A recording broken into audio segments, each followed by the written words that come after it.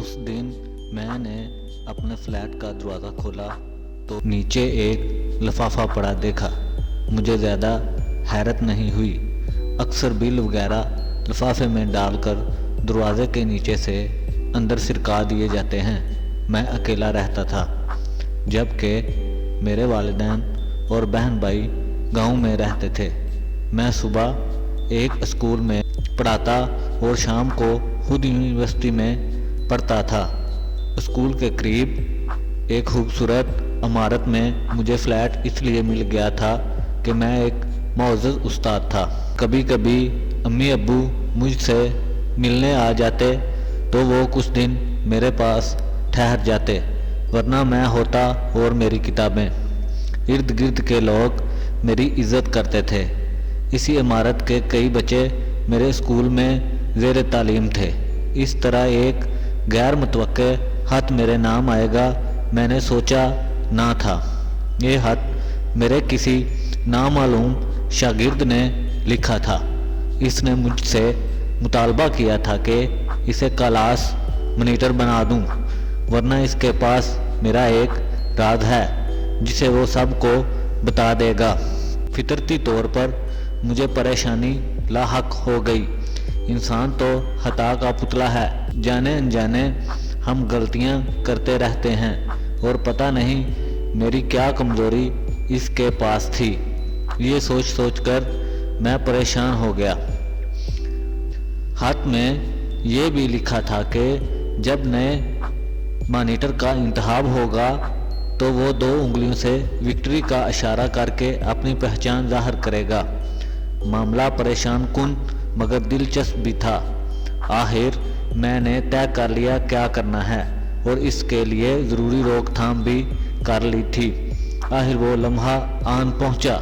मैं कमरा जमात में मौजूद था। क्लास का मॉनिटर अहमद किसी वजह से जिम्मेदारी से सबक दोष होने की दरख्वास्त दे चुका था और अब मुझे नए मॉनिटर का इंतखाब करना था, जिसके लिए ज़क्की, अरसलान और नदीम उम्मीदवार थे।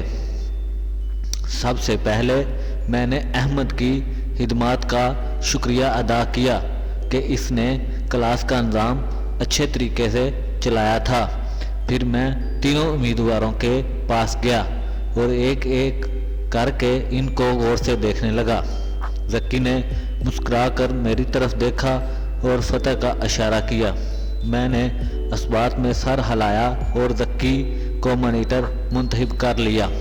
सारे बच्चे हैरत से मुझे देखने लगे क्योंकि वो तीनों में ज़रा लापरवाह मिजाज का लड़का था। सबका ख्याल था मैं अरसलान को मॉनिटर बनाऊंगा, लेकिन बच्चे मेरे फैसले का पस मंज़र नहीं जानते थे। फिर ना चाहते हुए भी उनको मेरा फैसला मानना पड़ा। मैंने वादा पूरा कर दिया, मगर ज़क्की वादा खिलाफी पर उतर आया। चूँकि मैं घर से कुछ खाने पीने के लिए नहीं लाता था तो कैंटीन से कुछ ले लेता था। इस वक्त मैं कैंटीन से समोसे ले रहा था तो मैंने ज़क्की को देखा।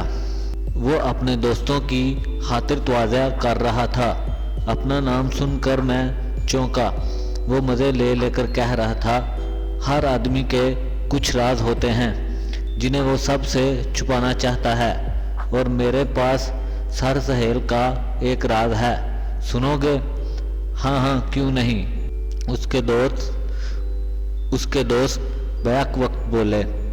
मैं चाहता तो मदखलत कर सकता था, मगर मैं खामोश रहा और ये जानना चाहता था कि मेरा क्या राज है। तब ज़क्की बोला, सर सहेल का राज ये है कि वो किसी को तकलीफ में नहीं देख सकते। इन जैसा हमदर्द, मेहरबान और नेक इंसान मैंने पहले नहीं देखा। अब वो और बच्चे मेरी तारीफें करने लगे। मैं वहाँ से हट गया और लाइब्रेरी के पीरियड में ज़क्की को बुलवाया। वो इस बुलावे से कुछ घबराया हुआ था। आखिर वो बोला, मुझे पता था मेरा ये मरहला ज़रूर आएगा, तो तुम ज़हनी तौर पर तैयार थे? मैंने सख्त लहजे में पूछा।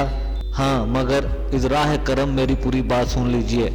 اس نے آہستگی سے کہا، ضرور سنوں گا، مگر کیا تمہارا یہ طرز عمل درست تھا؟ بے شک غلط تھا، وہ سر جھکا کر بولا، اور اس پر آپ سے بہت شرمندہ ہوں، معافی چاہتا ہوں۔ معافی مانگنے کے بجائے بہتر ہوگا کہ تم نے جو عہدہ حاصل کیا ہے خود کو اس کا اہل ثابت کرو۔ اب تم جا سکتے ہو، میں نے سخت انداز میں کہا، اور وہ سر جھکا کر چلا گیا۔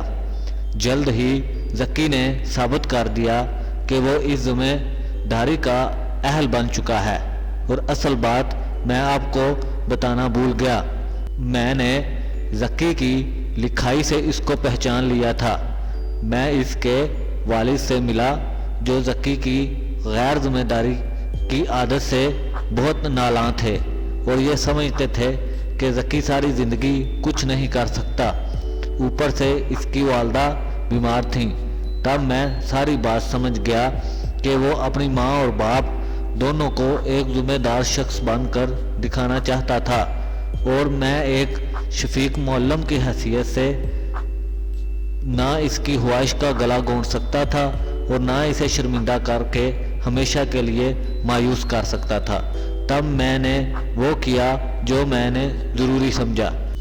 شاید آپ کو میرے فیصلے سے اختلاف ہو، مگر استاذہ کو کچھ ایسے مشکل فیصلے کرنے پڑتے ہیں۔